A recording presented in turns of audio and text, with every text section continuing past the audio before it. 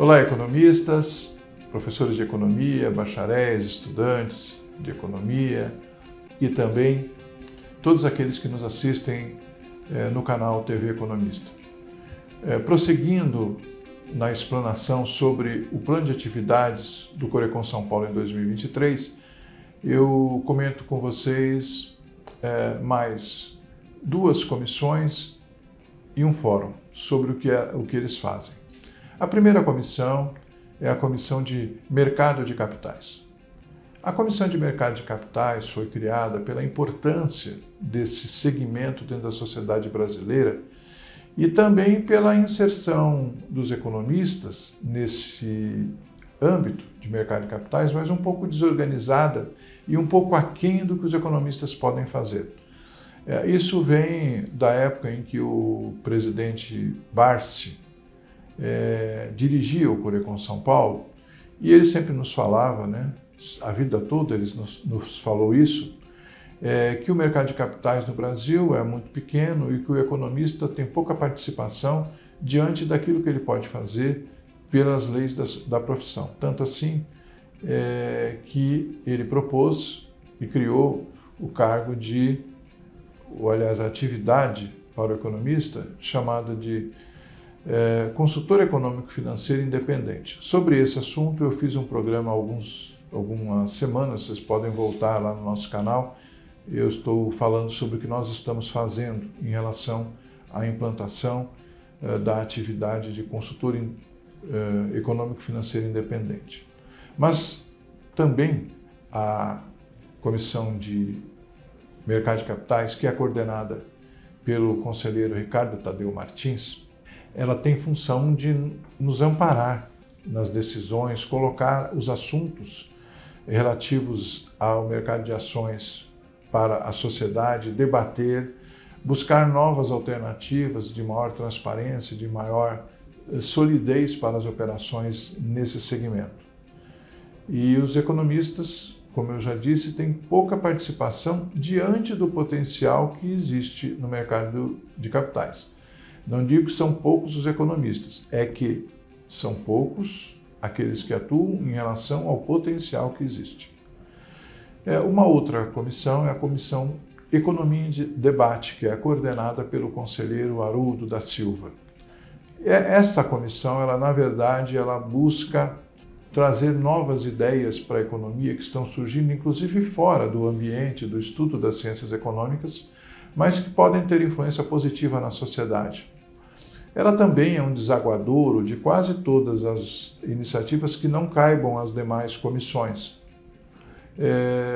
Há poucos meses, por exemplo, a Comissão de Economia em Debate promoveu uma live sobre cidades inteligentes, que é uma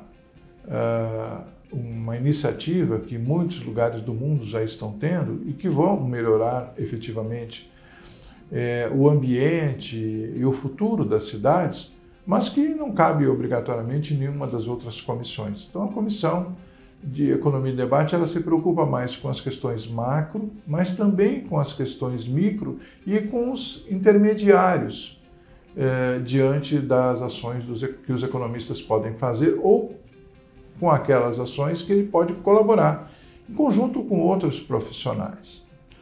E nós temos também o Fórum de Conjuntura Econômica, que é coordenado pela conselheira Alessandra Cocarelli.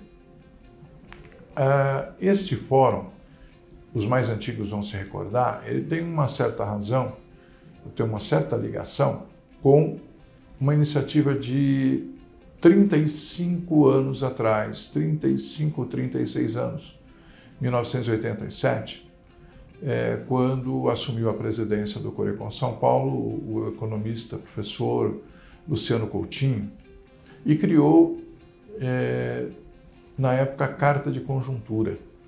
Essa Carta de Conjuntura, na verdade, era um levantamento feito pelo Corecon com base em alguns institutos e esse levantamento ele vinha a ser discutido com a imprensa em determinada data.